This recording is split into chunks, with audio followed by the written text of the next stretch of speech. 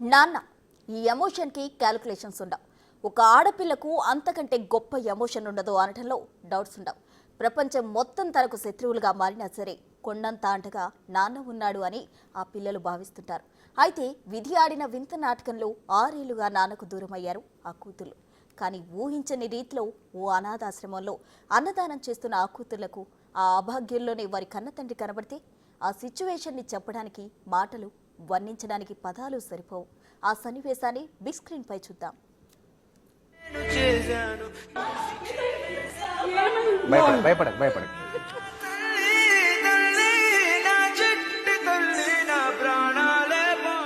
అందరికీ నమస్తే.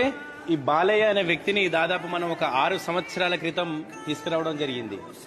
సో తీసుకొచ్చిన తర్వాత వారి కూతుర్లు ఎవరైతే ఉన్నారో దివ్య గారు, లావణ్య, వారిద్దరి కూతుర్లు. ఆమె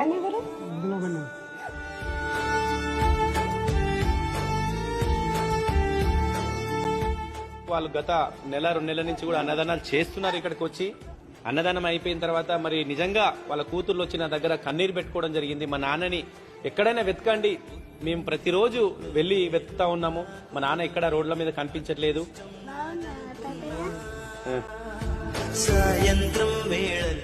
నిజంగా మా నాన్న దొరికితే నేను ఖచ్చితంగా మా నాన్నగారిని చూసుకుంటానని ఒక ఆలోచన విధానం, వాళ్ళు చెప్పినటువంటి మాటలు నాకు నిజంగా చాలా బాధ అనిపించింది.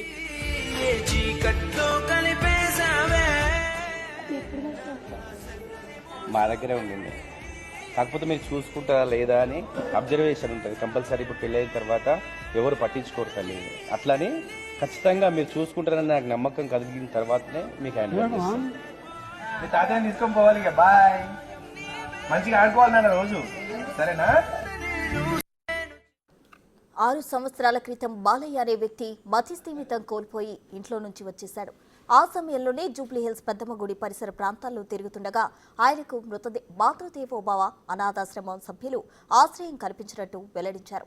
గత నెల రోజుల క్రితం బాలయ్య కూతురు దివ్య ఆ ఆశ్రమంలోనే అన్నదానం నిర్వహించడానికి వచ్చి తమ కన్నతండ్రి బాలయ్య కూడా తప్పిపోయాడని చెప్పినట్లు ఆశ్రమం నిర్వాహకులు తెలిపారు.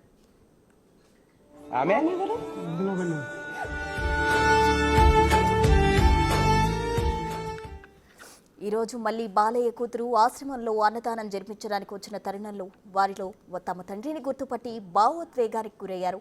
ఇంతకాలం కన్న తండ్రి ప్రేమకు దూరమైన కూతుళ్లకు తండ్రిని ఒకటి చేసినందుకు చాలా సంతోషంగా ఉందని ఆశ్రమ నిర్వాహకులు తెలిపారు.